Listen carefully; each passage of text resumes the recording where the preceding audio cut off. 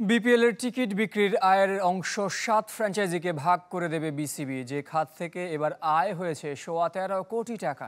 এবারের ভুলগুলো স্বীকার করে আগামীবার টুর্নামেন্ট আরও এগিয়ে আনার আভাস দিয়েছেন বিসিবি সভাপতি ফারুক আহমেদ। মতবিনিময় করেছেন সাবেক অধিনায়কদের সাথে।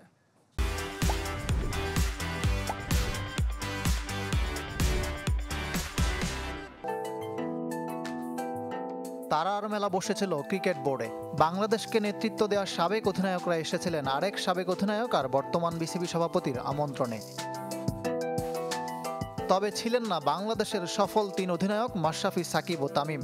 নানা পরিচয়ে দীর্ঘদিন ক্রিকেট বোর্ডে জড়িয়ে থাকা খালেদ মাহমুদ সুজন ও সাবেক অধিনায়ক রকিবুল হাসানও অনুপস্থিত। ক্রিকেট নিয়ে কথা হয়েছে, আলোচনা হয়েছে সদ্য সমাপ্ত বিপিএল নিয়ে। ভুল ত্রুটি আর নতুন নতুন পরামর্শ দিয়েছেন সাবেকরা। ডিস্ট্রিক্টের যে প্লেয়ারগুলো আছে ওই প্লেয়াররা কীভাবে ফার্স্ট ক্লাসে ইনভলভ হতে পারে বা কীভাবে আরেকটা টুর্নামেন্ট খেললে তারা ফার্স্ট ক্লাসে এসে ইনভলভ হতে পারে, তো এইসব নিয়ে কথা হয়েছে। ক্যাপ্টেনদের কাছে এই বিপিএল এবং অন্যান্য ঘরোয়া টুর্নামেন্ট আরও কীভাবে ইমপ্রুভ করা যায়, এটার কীভাবে আরও আকর্ষণীয় করা যায় সেই ব্যাপারে কথা বলেছেন। বিপিএল নিয়ে ভুলগুলো স্বীকার করে নিয়েছেন সভাপতি, দেখিয়েছেন ভবিষ্যতের আশার আলো।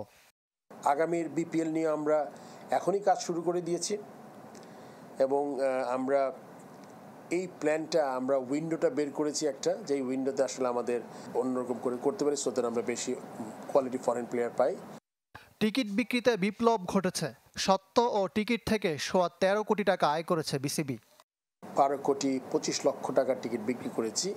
গত 10 এডিশনে যেই টিকিট বিক্রি করেছে আপনার ১৫ কোটি টাকার মতো, সেটা বিবেচনা করলে আমরা ১ বছরই এটা কাছাকাছি চলে গেছি। বিশাল আয় থেকে ৭ ফ্র্যাঞ্চাইজিকে ভাগ দেবে বোর্ড। ইকরাম হোসাইন, চ্যানেল 24, ঢাকা।